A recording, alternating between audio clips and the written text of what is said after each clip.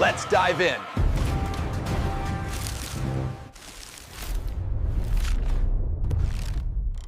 We're defining worst as the ultimate combination of low pay, high stress, poor working conditions, and a complete lack of a future.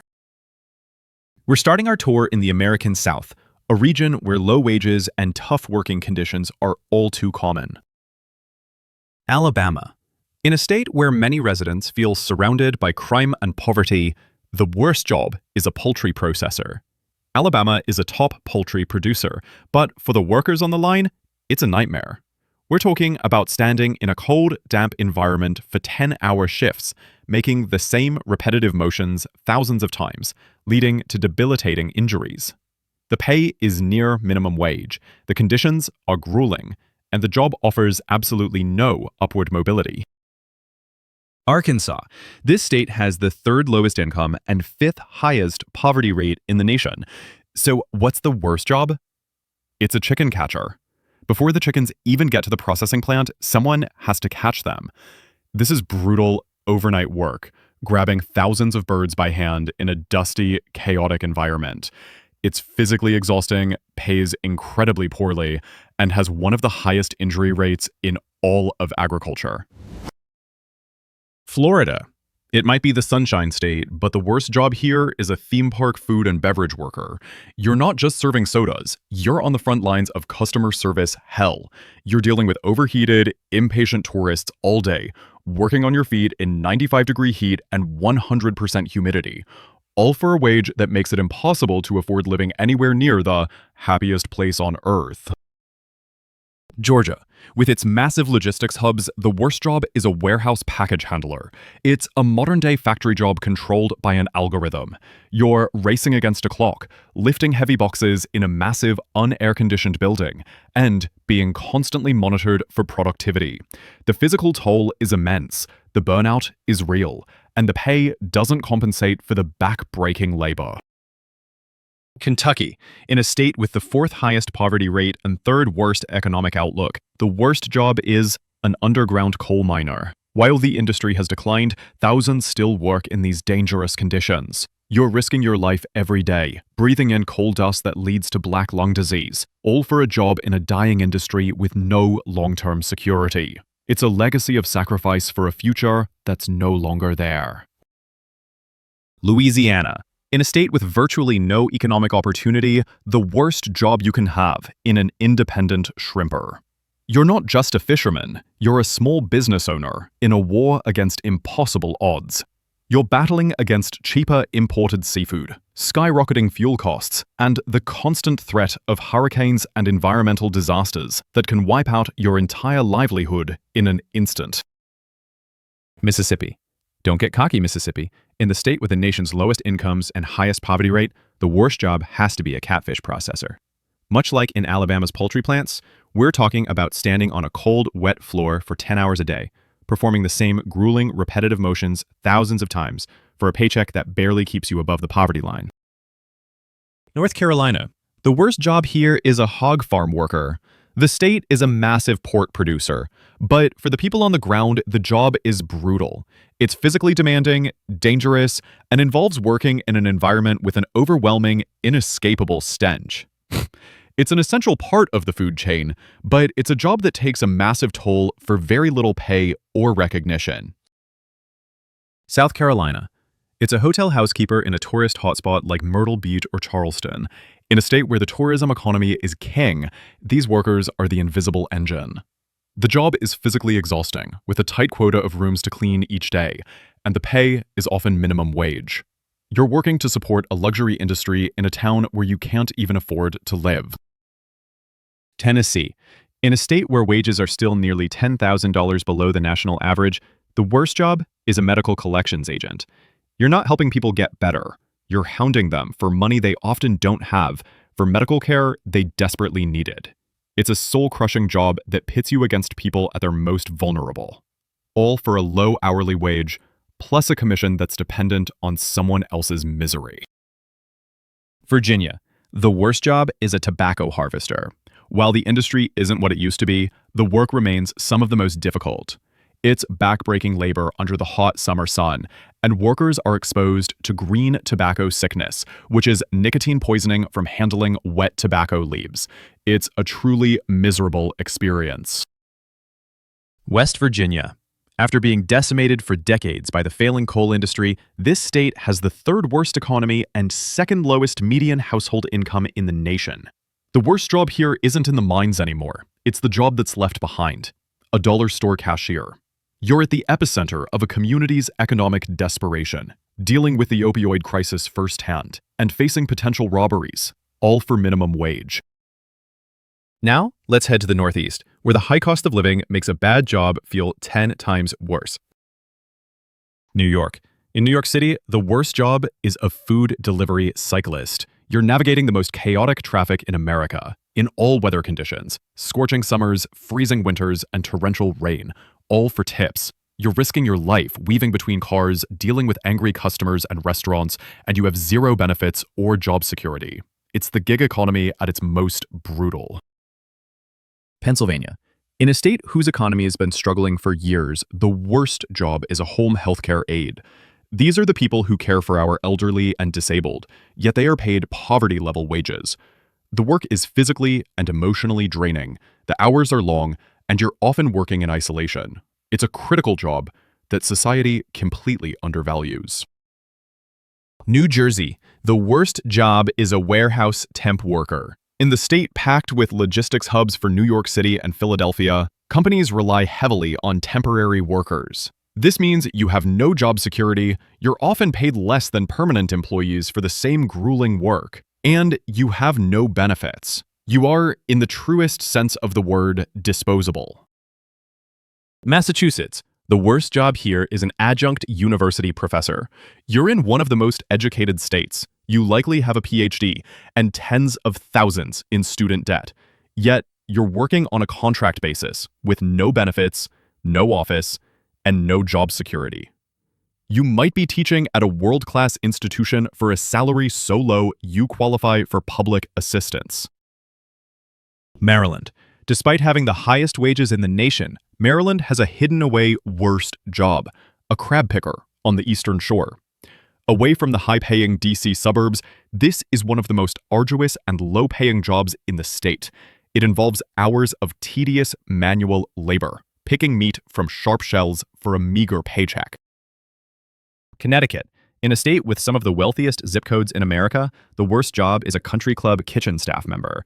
You're working in the back of a pristine, exclusive club, washing dishes or doing food prep in a hot, high-pressure environment for minimum wage, serving a clientele whose lifestyle is a universe away from your own. Delaware. It's a toll booth collector. What makes it the worst? It's the sheer monotony combined with the knowledge that your job is being actively phased out by technology. You're sitting in a small booth for 8 hours a day, breathing in exhaust fumes, in a job that has no future. Maine. The worst job here is a log truck driver. In a state that's notable 90% forest, logging is a major industry, but it's also incredibly dangerous. You're hauling massive loads on narrow, icy rural roads in the middle of winter. It's a high-risk, high-stress job with long hours and a constant threat of accidents. New Hampshire, a seasonal hotel worker. During the beautiful fall foliage season or the summer, hotels are packed, but the workers are often paid low hourly wages to deal with the tourist rush, all while the cost of living in these tourist towns skyrockets. Once the season is over, so is your job. Vermont. The worst job is a seasonal ski lift operator. It sounds cool, but the reality is standing outside in sub-zero temperatures for 8 hours a day, ensuring people get on and off a chairlift safely, all for minimum wage. You're freezing for a living, and when the snow melts, you're unemployed. Rhode Island, a jewelry manufacturing worker. Providence was once the jewelry capital of the world, but the industry has been in decline for years. The worst part is the lack of security. You're doing highly repetitive, detailed work, often with chemicals and machinery, in a factory that could shut down at any moment. All right, we're more than halfway through. Before we cover the rest of the country, do me a favor, smash that subscribe button and let me know the worst job you've ever had in the comments below. We all have a story to tell. Now for the Midwest, the industrial and agricultural heartland. Ohio and Michigan. The worst job is the automotive assembly line temp worker. You're doing the same physically demanding, repetitive work as a unionized employee, but for a fraction of the pay, with zero benefits and no job security. You're the first to be let go during a downturn. It's all the pain of factory work with none of the traditional rewards. Illinois, a state government clerk. The regret here is death by 1,000 paper cuts. You're navigating a maze of bureaucracy and political gridlock, and with the state's infamous budget problems, your pay is often frozen and your pension is never truly safe. It's a stable job that feels anything but. Indiana, an RV manufacturing worker. Elkhart, Indiana is the RV capital of the world, but the industry is extremely volatile. When the economy is good, they can't hire fast enough. The second a recession looms, they lay off thousands overnight. The worst part is the constant, nerve-wracking instability. Wisconsin, being a dairy farmhand. This isn't a 9-to-5 job. It's a 3 a.m. to 8 p.m. job, 365 days a year. It's incredibly hard physical labor in all weather conditions, and with the price of milk being so unpredictable, the pay is often low, and the job security is even lower.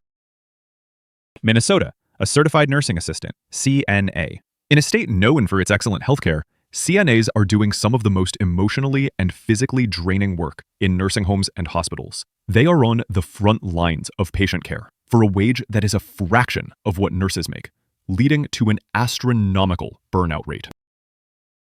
Iowa, a hog farm worker.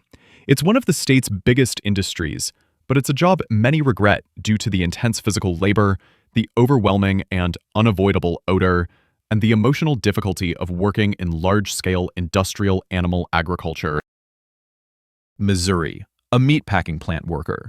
It is, statistically, one of the most dangerous jobs in the entire country. The regret comes from the high risk of serious injury on the fast-moving processing lines and the low wages offered for such hazardous work. The Dakotas. In North Dakota, it's a non-oil-filled service job. While oil pays well, being a cashier or hotel clerk in an oil town means dealing with an insanely high cost of living and a transient population, all for a wage that hasn't caught up. In South Dakota, it's a call center agent in Sioux Falls. It's a high-turnover, high-stress job where you're just a number. Nebraska, a feedlot worker. This is one of the toughest agricultural jobs out there. You're exposed to the elements, scorching summers and brutal winters, and it's physically demanding, dangerous work with a very, very low wage ceiling, in a state that otherwise has a booming economy and the lowest unemployment rate in the nation. Kansas, it's a wind turbine technician. It sounds like a modern green job, but the reality is driving to the middle of nowhere, climbing hundreds of feet into the air in all weather conditions, and performing dangerous maintenance. It's isolating, physically demanding, and has a high risk factor. Finally, let's head west, where big dreams often meet harsh realities. California, the ultimate worst job of the modern era, the gig economy driver. You're promised freedom, but you're trapped by an algorithm. You're battling the worst traffic in the nation, your car is depreciating into dust, and after gas and expenses, you're often making less than minimum wage in one of the most expensive places on earth. Colorado, a cannabis trimmer. The green rush sounded exciting, but the reality for trimmers is tedious, mind-numbing work. You're sitting in a room for 8 hours a day, trimming plants with tiny scissors for a wage that is surprisingly low. The novelty wears off after the first week. Nevada, a casino housekeeper.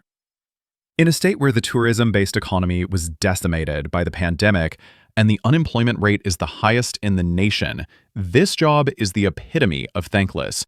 You are cleaning up the aftermath of other people's wild Vegas weekends for minimum wage, a physically brutal job with little respect. Arizona, a roofer or construction worker. Doing manual labor is tough anywhere, but doing it under the brutal Arizona sun in the middle of July, where temperatures can hit 115 degrees, is a whole other level of punishing. Heat stroke is a constant, deadly danger. Washington. In the tech capital of the world, the worst job is ironically in tech. Entry-level video game tester. It sounds like a dream job, but you're not just playing games. You're replaying the same broken level for 8 hours straight, documenting bugs for low pay, and with the constant threat of crunch time and layoffs. It's a factory job that will kill your passion for gaming. Oregon, a seasonal wildland firefighter. These people are undisputed heroes, but the system fails them. The regret comes from the shockingly low pay for the insane level of risk, the brutal hours, and the massive toll it takes on your physical and mental health. Hawaii, a hotel housekeeper.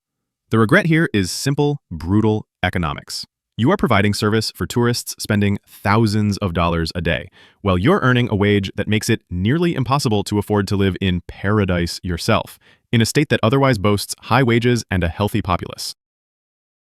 Alaska, a seasonal fish processor. You're flown to a remote location to work 16-hour days in a cold, wet, slimy environment, doing the same repetitive motion thousands of times. The pay can be good, but the isolation and grueling conditions lead many to swear they will never, ever do it again. Utah. In the state with the #1 economy and second lowest unemployment, you'd think there are no bad jobs. But the worst job is a tech sales development representative. It's a high-pressure, cold-calling, boiler room job with unrealistic quotas where you're seen as entirely replaceable. The burnout rate is insane. Idaho, a potato sorter. It's the state's most famous product, but working on the processing line is monotonous, low-paying work that many locals take out of necessity, but regret due to the lack of advancement opportunities and the repetitive strain injuries. Wyoming, a truck stop attendant. In a state that's mostly empty highway, truck stops are essential, but working at one is a tough, isolating job. You're dealing with a transient population at all hours of the day and night, often alone, for very low pay. Montana, a dude ranch hand. It's romanticized as the cowboy life, but the reality is 14-hour days of hard manual labor, from mucking stalls to fixing fences, all while having to be cheerful for demanding tourists. The regret comes when you realize it's all work for low pay, in a state where wages aren't keeping up with the cost of living. New Mexico, a souvenir shop clerk in a tourist town. In a state with a terrible economy, you're on the front lines of the tourism industry, but reaping almost none of the benefits. You're selling trinkets for a minimum wage to visitors who are spending more on lunch than you make in a day.